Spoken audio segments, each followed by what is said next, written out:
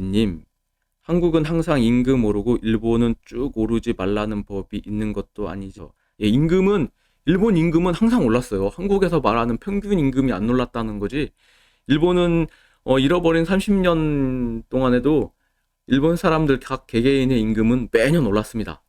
그리고 편의점은 역시 멸원수다. 근데 일본 사람들은 절대 젊은이들은 돈이 없어, 돈이 없고 노인들이 돈을 가지고 있다던데 진짜인가요? 이 말도 맞습니다.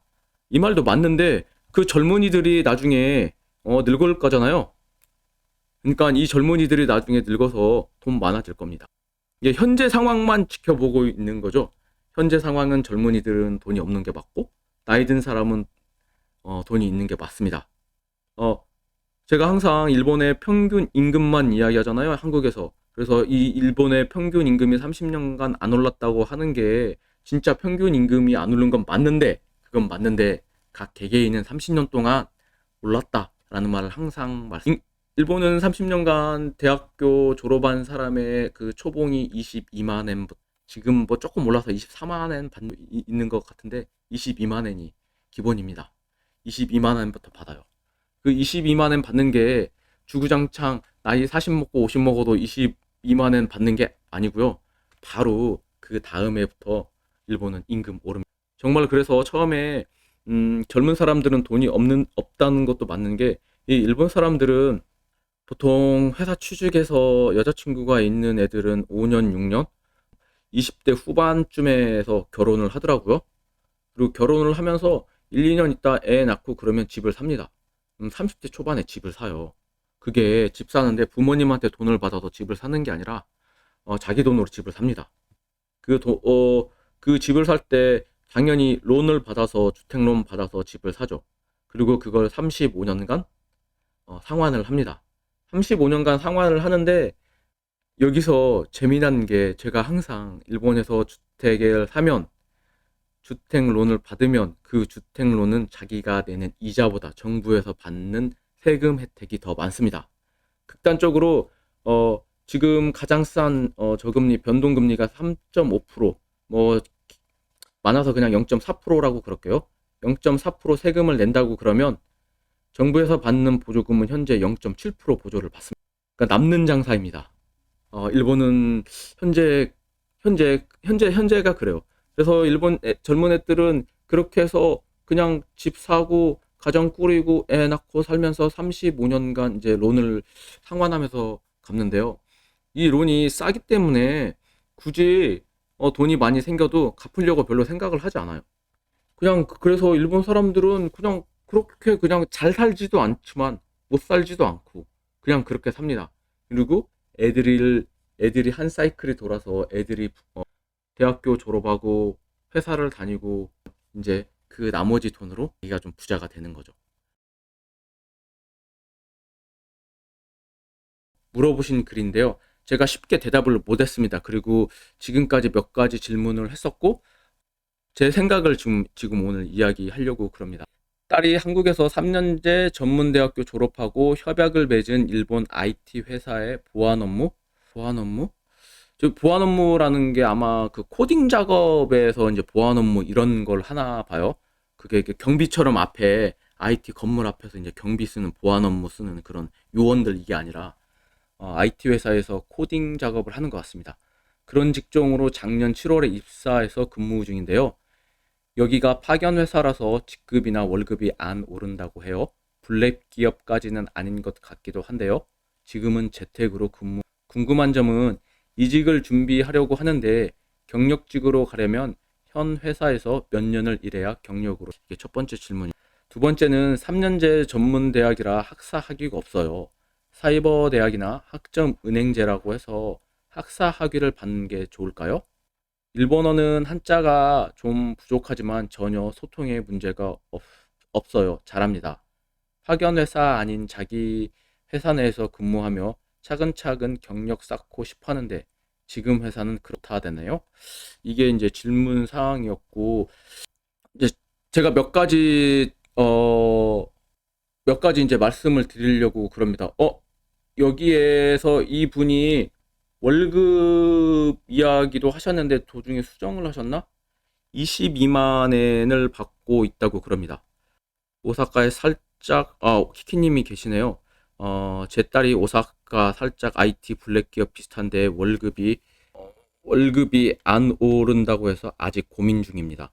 근데 월급이 22만 엔을 받고 있다고 그랬고 그게 회사 사택에 살고 있는 것 같아요. 회사 기숙사 비용을 제하고 나서 22만 엔 받는다고. 아, 현재 제가 봤을 때는 나쁜 상황이 아닙니다. 왜냐면 키키님 딸은 작년 7월에 입사했다고 그랬어요. 일본 애들 정상적으로 4월부터 근무를 하고 이 4월부터 근무하는 애가 여름 보너스 받는 게 7월까지 근무한 거에 받는데 그 여름 보너스 첫 번째 잘 받지 못합니다. 정상적으로 다 받지 못해요. 일본은 근무한 일수만큼 보너스를 주기 때문에 보통 7월에 받는 여름에 받는 보너스의 대상이 신입사원도 대상이 아니에요. 근데 7월에 입사하셨기 때문에 당연히 작년 여름 보너스 못 받으셨습니다. 그거 블랙 기업이 아니에요. 일본 어느 회사든 다 마찬가지입니다. 아마 7월에 입사하셔서 거의 못 받으셨을. 그리고 그게 일부는 받으셨을 수 있는데 일본의 정상적이라면 거의 못 받는 게 맞고요. 그다음에 이 7월에 입사하셨기 때문에 이제 반년만 일했기 때문에 작년 인사고과가 좋았을 수가 없어요. 그렇기 때문에 올해가 이제 일본 애들하고 똑같이 경쟁해야 하는 올해가 이제 처음 해인데 1년 지났다고 그래서 당연히 2년 차는 됐을지언정 1년치의 인사고과는 아마 키키님의 따님이 우수하지만 아마 이게 인사고과를 잘 줄 상황이 아니에요. 그냥 시스템적으로 그렇습니다. 시스템적으로. 이게 도중에 들어와서 이렇게 하반기부터 일을 하셨는데 그런 이게 다른 게 경력 사원을 보더라도 그 해 경력 사원이 이직해서 첫 해는 도중에 들어왔기 때문에 인사고과를 잘 주지 않거든요.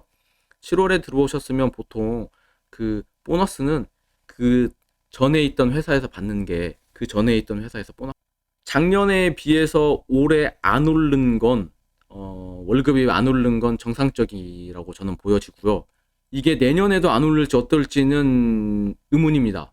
내년에도 정말로 월급이 안 오른다 그러면은 좀 이상한 거 맞는 거고요. 그리고 파견 회사라고 이야기를 하셔서 많은 사람들이 일본에서 파견 회사라고 생각을 하시면 제가 제 친구들이라고 이야기를 해보면 제 친구들은 이 파견 회사가 한국식 파견 회사, 일본 한국인이 알고 있는 그런 파견 회사라고 생각을 많이 하더라고요. 일본의 파견 회사 정말 많습니다. 그리고 좋은 회사들도 정말 많습니다. 그래서 이 파견 회사라고 이렇게 딱 말을 하면 어, 극단적으로 나 현대 다녀 이렇게 말을 하면 현대 그룹 중에서도 좋은 회사도 있고 나쁜 회사도 있고 나 삼성 다녀 그러면 삼성 어디라고 물어보는 게 맞잖아요. 야, 삼성 돈 제일 많이 받는 곳도 있고 삼성 그룹 중에서도 돈 별로 못 받는 곳도 있고 이 파견이라는 회사도 좋은 회사들도 정말 많습니다. 어, 저랑 같이 일을 하는 파견 회사들, 아웃소싱 업체들을 보면 종류가 많아요. 정말 좋은 회사도 있고요. 좀 단가가 싼 것도 있고, 정말 단가가 싼 것도 있습니다. 하는 일도 각가지이고요. 이 파견 회사들 사이에서 서로 경력을 쌓고 이직하는 경우도 저 많이 봤고요. 근데 이 파견 회사 다녀요라고 그래서 이 파견 회사가 나쁘다고 저는 파견 회사들도 종류가 많고 한국 분들이 알고 계시는 일본 대기업, 토요타도 그렇고 파나소닉도 그렇고 여러분이 많이 알고 계시는 일본 대기업 그 그룹 밑에 파견 회사가 따로 있습니다. 이 정도로 파견 회사들이 많아요. 그렇기 때문에 파견 회사에 근무하고 있어요라고 말을 하면 제가 정확히 감을 못 잡는 게 사실이거든요. 그리고 파견 회사들 중에 좋은 회사들도 너무 많다는 것. 그리고 이런 일본계 파견 회사라고 만약에 그렇다면 퇴직금이 있습니다. 일본계 파견 회사들은 퇴직금이 있거든요. 이게 제가 무슨 말을 하려고 그러냐면 일본에서는 퇴직금이 법적으로 되어 있지 않습니다. 그렇기 때문에 회사마다 퇴직금을 주는 것도 있고 안 주는 것도 있어요. 제조업은 90% 이상이 퇴직금을 줍니다. 근데 IT 업계에서는 80% 미만, 주는 곳이 80% 정도밖에 안 된다고 그래요. 제 다른 영상에도 정확한 수치는 나와 있습니다. 그래서 IT 쪽이 특히나 이 퇴직금을 안 주는 곳이 많이 있습니다. 이 안 주는 게 법적으로 이게 불법이 아니에요. 일본에서는 퇴직금이 그냥 그 회사에 이임해 있는 상태이기 때문에 이게 법적으로 문제가 되죠. 제가 IT 업계를 찾아보니까 IT 업계에서는 3년 정도, 4년 정도 또는 4년 정도 입사해서 이런 이직이 많기 때문에 3년, 4년까지는 퇴직금이 없다. 이렇게 선언한 회사들도 있습니다. 그러니까 회사가 어떤지 좀 더 말씀해 주시는 게 제가 좀 파악하는 게 좋은데요. 이거는 이제 따님한테 한번 물어보세요. 이 퇴직금이 너희 회사는 퇴직금 받아 안 받아? 이런 것도 한번 물어보시고 22만 엔이면 저는 작년에 7월부터 입사해서 22만 엔이면 저는 현재 상황은 나쁘지 않다라고 보여지고 있습니다. 그리고 전문대 3년 다녔다고 그랬어요. 학사가 없다고 그랬고요. 제가 지금까지 영상에서 편의점 일본의 파견이 엄청 많아서 다 나쁘다고 말하기 어렵네요. 맞습니다. 메론 소다님 말이 맞아요. 일본에서 파견이 잠깐 이야기하면 다 그냥 파견이라고 그러면 무슨 한국처럼 제가 알고 있는 한국의 파견은 저도 한국에서 제조업 했었으니까요. 제조업 일을 하고 있었는데 한국에서 있는 완성차 업체에 저도 이제 OJT로 들어갔습니다. 그 회사에 입사를 해서 OJT를 들어가서 한국에서 이제 OJT라는 건 일본에서 이제 그 제조업들이 회사들 자동차 회사들이 일본 거 시스템 그런 신입사원 교육하는 걸 배워 와가지고 이제 OJT를 이게 라인 들어가서 중간에 그 현장에 있는 기사원들처럼 그 자동차를 조립을 합니다. 자동차 조립을 처음부터 끝까지 다 하는 게 아니라 그 일부분 호스 끼우거나 너트 조이거나 에어건 쏘는 거 그 중에 하나를 합니다. 근데 한국에 있는 제조업 있는 그 공장에 제일 힘든 부분 15년 전 이야기예요. 15년 전. 지금 전 바뀌었다고 생각하지 않아요. 그 라인에서 제일 힘든 부분이 그냥 통째로 외주업체입니다. 외주업체. 그 당시에 88만 원 세대라고 그랬죠. 그 정사원이 아닌 그 파견으로 와서 일하는 사람들 그 당시에 제일 힘든 일을 합니다. 아, 그 파견 회사들이 그래서 한국에서 2년 이상 그 회사에서 일을 하면 정사원이 돼야 된다 이런 규정도 있고 그래서 한국에서 어떻게 해요? 그 회사를 없애버리잖아요. 파견 회사를 그냥 어느 순간 없앱니다. 그런데 다른 회사를 세워서 똑같은 사람이 똑같이 새로 생긴 파견 회사에 들어가서 똑같은 직장에 가서 일을 하는 경우가 있죠. 지금은 모르겠어요. 지금은 제가 한국 한 10년간 한국 그 현장에 있지 않았기 때문에 정확히 파악은 안 되지만 당장 15년, 16년, 지금 2023년이니까 뭐 18년, 19년 이때만 해도 비일비재했습니다. 그러나 일본에서는 이 파견 회사가 종신 고용을 보장합니다. 제가 항상 말하잖아요. 일본에서 종신 고용은 법적으로 어디에 정해져 있지 않지만 항상 제조업에서는 특히나 종신 고용을 보장을 하고 있다. 실질적으로 보장을 합니다. 그래서 이 파견 회사들 되게 많아요. 이 제조업 중에서도 이 종신 고용이라는 것 때문에 파견 회사에서 사람을 많이 씁니다. 사람을 쉽게 회사에서 고용할 수가 없어요. 그냥 정사원으로 이렇게 뽑을 수가 없어요. 왜냐하면 종신 고용을 보장해야 주어야 되기 때문에 현재 있는 사업이 바쁘더라도 어느 순간 이 사업이 축소될 수 있잖아요. 사람들을 그 노동자들을 유용하게 쓸 수 없기 때문에 일본에서 파견직이 많이 있고요. 파견직 중에서도 돈 많이 받는 사람들 되게 많아요. 그렇기 때문에 파견직이 다 나쁘다라고 말을 할 수가 없어요. 그래서 본론으로 다시 들어가면 제가 항상 일본에서 직장을 잡으려고 그러면 한국에서 다이렉트로 일본을 온 길은 쉽지 않다라고 말도 그 길은 아마 파견 회사, 특히 파견 회사로 들어가는 것밖에 없다라는 말을 제가 했었어요.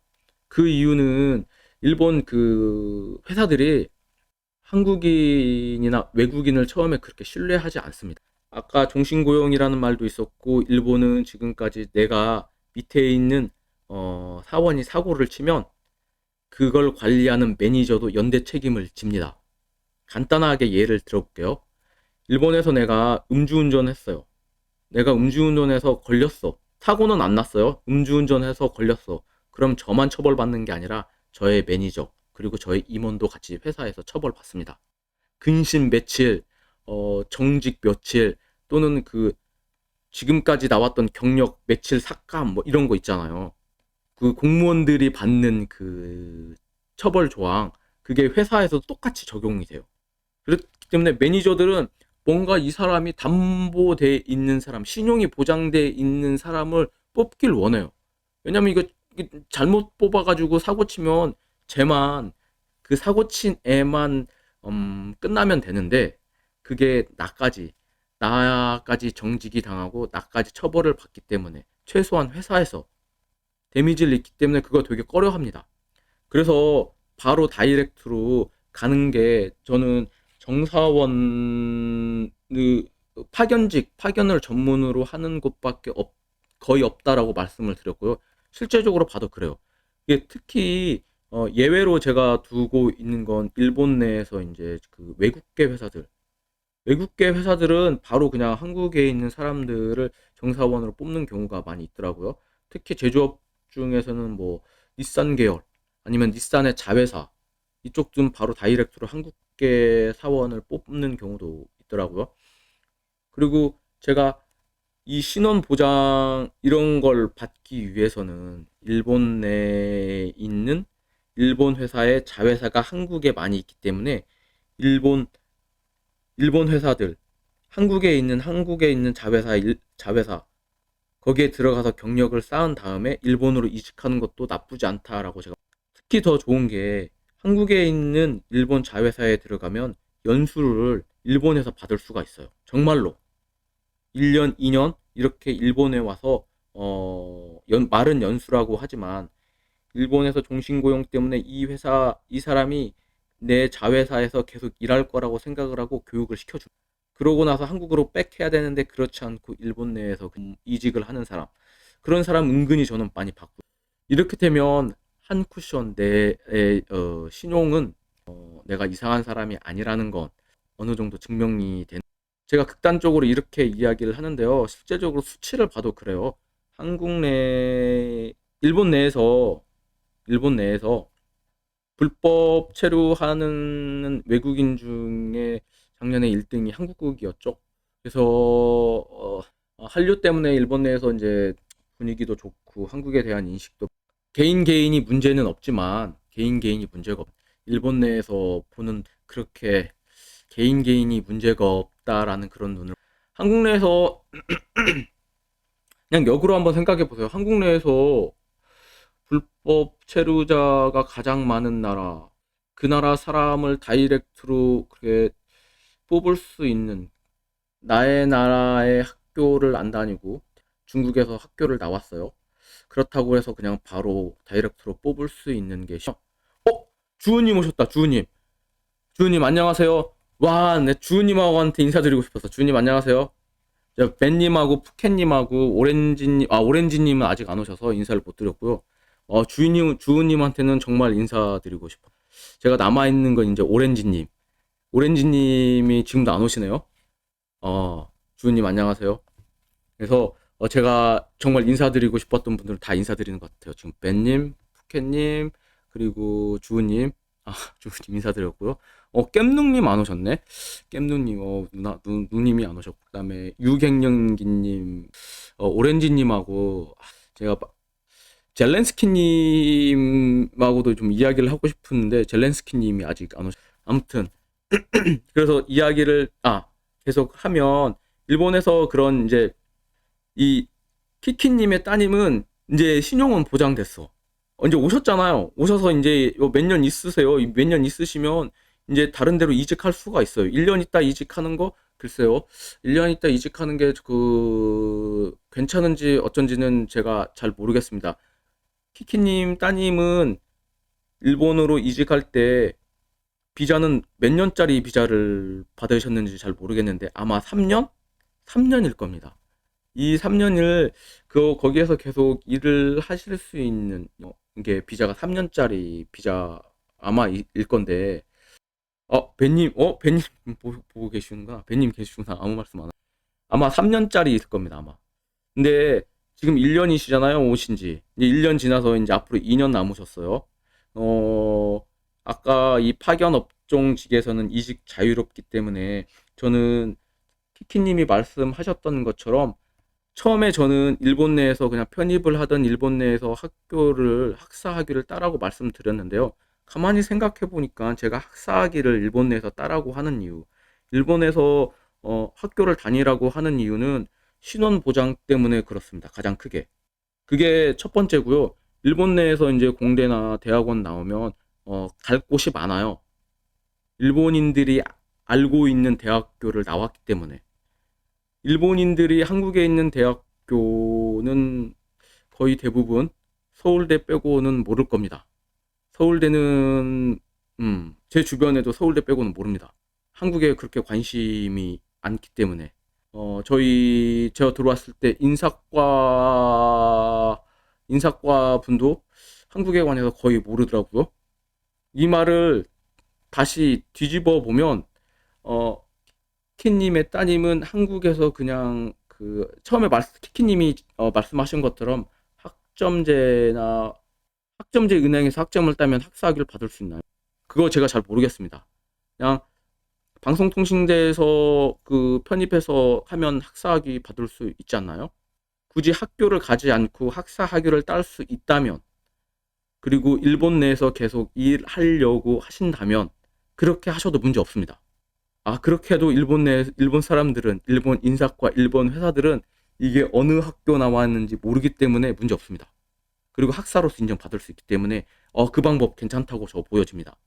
그런데 한국에 나중에 돌아가려고 생각을 하신다면, 따님이 한국에 돌아가려고 그런 생각이 있으신다면, 일본 내에서도 그러니까 제가 미래를 예측할 수 없기 때문에,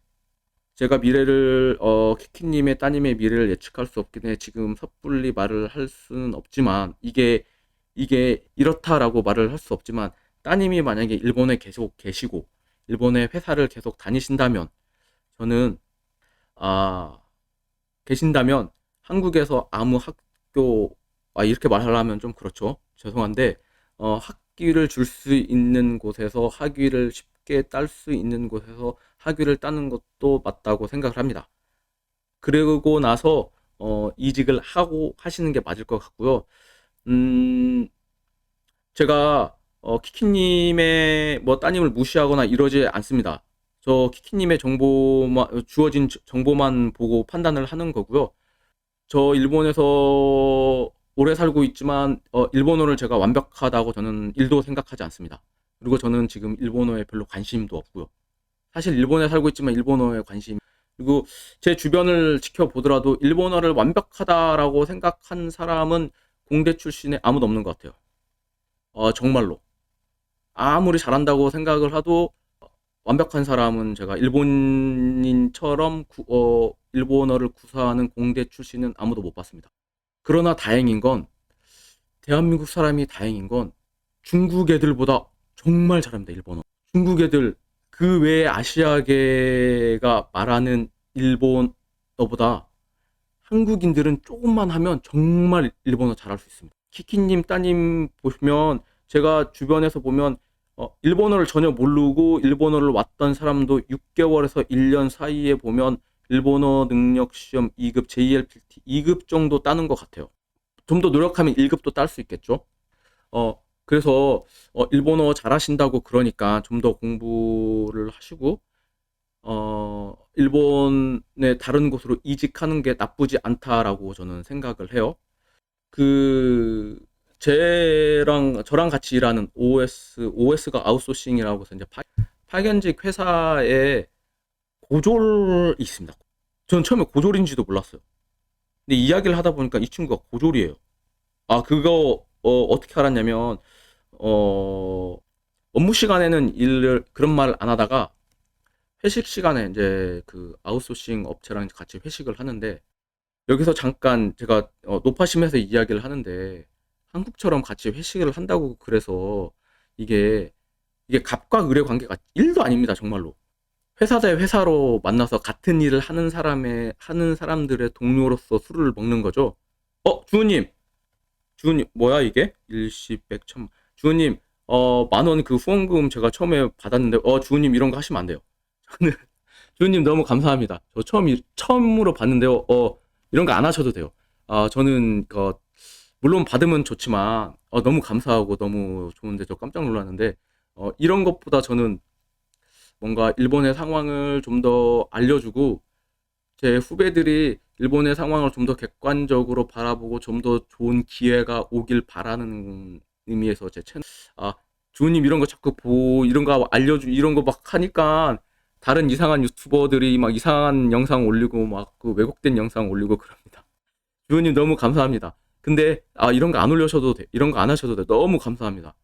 너무 감사해요. 그런데, 네, 안 하셔도 돼요. 저 깜짝 놀랐네. 정말 감사해요, 주은님. 그리고 주은님한테 너무 인사드리고 싶었어요. 맨님한테도 인사드리고. 감사해요, 주은님. 그래서, 아까 어디까지 말했죠? 제가 놀래가지고. 아, 그 친구가 고등학교까지만 나왔다고 그랬잖아요. 근데 일하는데 전혀 문제 없습니다. 근데 고등학교 나왔는데 이 친구는, 그래서 본인이 열심히 하겠다고 회사한테 어필도 하고 그래서 이 친구는 회사에서 키워주려고 이 파견 회사인데 일본은 파견 회사가 한국처럼 한 곳만 일하는 게 아니라 전국 각지에 있습니다. 같은 파견 회사라도 저는 나고야에서 일하는 나고야 출장소, 도쿄에서 일하는 도쿄장소, 오사카에서 일하는 오사카 각 지역의 출장소들이 많아요. 이 친구는 그래서 저랑 같이 일하다가 다른 업종에 다른 일을 배우고 싶다고 그래서 회사에서 키워준다고 그래서 도쿄로 갔습니다. 근데 일본인 이야기니까 이건 일본인 이야기입니다.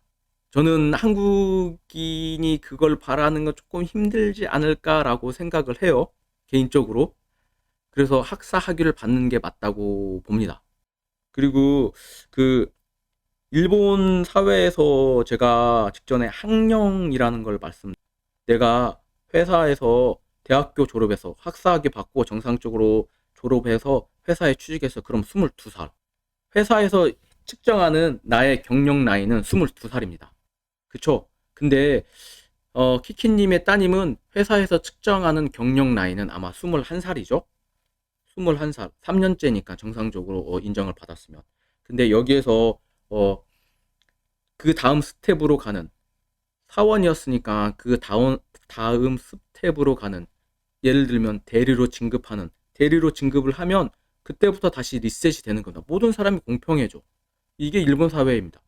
학사나 전문대나 고졸이나 내가 처음에 들어왔을 때는 틀려. 그래서 그 다음 스텝인 대리로 진급할 때까지는 각자 시간이 따로따로 걸려겠죠? 그러나 대리로 진급하면 이제 학벌은 평등해집니다. 이게 일본 사회인 거예요. 제가 알고 있는 일본 사회입니다. 그리고 회사에서 진급이 안 된다고 그랬는데요. 키키님의 따님의 상황은 제가 잘 몰라요. 잘 모르는데 제가 알고 있는 저랑 같이 일하는 OS 아웃소싱 파견 업체 회사들을 보면 내부에 다 진급이 있습니다. 왜냐하면 저는 아웃소싱 업체, 파견 업체의 모든 사람하고 이야기하지 않아요. 그렇게 이야기할 수도 없습니다. 저는 그 파견 업체에 대표하는 사람하고만 이야기할 수 있어요. 제가 다이렉트로 그 밑에 있는 사람하고 이야기하는 건 불법입니다. 파견의 형태도 각각 다르기 때문에 이게 복잡해서 이게 지금 이야기하면 다 이해를 못 하실 수 있습니다. 파견 합체를 제가 직접 저희 회사에서 직접 고용을 했는지 아니면 다른 형태로 위탁 업무를 줬는지 이거에 따라서도 업무하는 스타일이 좀 다르거든요. 근데 현재는 저는 파견 업체의 사원들하고 직접 이야기하는 게 금지입니다. 저희 회사는. 그래서 그 회사를 대표하는 같이 일하는 사람 중에 그 회사를 대표하는 팀장급하고 이야기를 합니다. 물론 제 동료 다른 애들도 직급이 말단이라고 그래서 파견회사 말단하고 이렇게 다이대이 이야기하는 거 금지입니다. 회사다 회사이기 때문에 이 회사를 대표하는 누군가와 이야기하는 게 정상입니다. 일본 이야기하니까 너무 복잡하죠, 지금. 이야기하고 싶은 논점은 파견 회사라고 해서 나쁘지 않다라는 거. 그리고 어느 파견 회사에서 일하고 있는지 제가 잘 모르기 때문에 어떻게 이야기할 수는 없지만 파견 회사는 대기업에 속해 있는 파견 회사도 있기 때문에 파견 회사가 절대 나쁘다라고 생각한다고 지금 말하고 있고요. 파견 회사에서 승진이 없다고 그러는 건 한번 알아보시길 바랍니다. 그리고 지금 현재는 월급이 저는 나쁘다고 생각하지 않아요. 왜냐하면 그 이야기도 했죠. 작년에 7월부터 입사를 했기 때문에 인사고가 분명히 나쁩니다. 그런데도 기숙사비 제외하고 현재 22만 원 받는다고 말씀하시는 건 나쁜 조건이 아니에요. 그러나 그 학사 일본에서 계속 계실 거면 그 다음 스텝으로 대리로 진급하셨다면 거기서 모든 이제 학벌에 관한 건 리셋되어 있지만 앞으로 미래를 위해서는 한국에서 하게 받는 거 그거 괜찮다고 저는 보여집니다. 그리고 이직하신다고 그랬으니까 지금 있는 회사에서 한 단계 진급을 하셨으면 문제 없지만 이직할 때는 당연히 다시 이게 학사 학위를 갖고 있는지 안 갖고 있는지 찾아볼 거잖아요. 그렇기 때문에 학사 학위를 갖는 걸 저는 추천드립니다. 더 질문이 계신가요, 키키님? 그 그리고 제가 가장 궁금했던 게 키키님이 따님이 22만 원 테돌이 다 제하고 22만 원 받는다고 그랬어요. 근데 22만 원 받는 것 중에 잔업을 얼마나 하셨는지 말씀하셔야 제가 좀 더 정확하게 22만 원이 리저너블 한지 어쩐지를 말씀할 수 있습니다. 이게 잔업이 전혀 없는 경우도 있고 잔업이 막 40시간 했어 한 달에. 근데 22만 원이야. 그럼 별로 못 받는데? 라고 제가 말을 할 수도 있거든요. 그렇기 때문에 잔업이 얼마나 하는지도 말씀하시는 게 좀 더 좋은 대화가 될 뻔 알았습니다. 일본에서 잔업을 안 한다는 건 외자계 업체 빼놓고는 없어요. 아니면 외자계 업체에서 왜 그러냐면 그 근무 계약이 그 고용 계약을 어떻게 하냐면 잔업이 없는데 22만 원이라고요? 테도리가 22만 원이라고요? 진짜 좋은 회사네. 신입이? 잔업이 1도 없어요? 와, 아주 좋은 회사네요. 아주 좋은 회사인데요, 저는? 신입이 작년 7월에 입사해서 22만 원이라고 그러면 아주 괜찮습니다. 구독, 좋아요, 알람 설정 사랑합니다.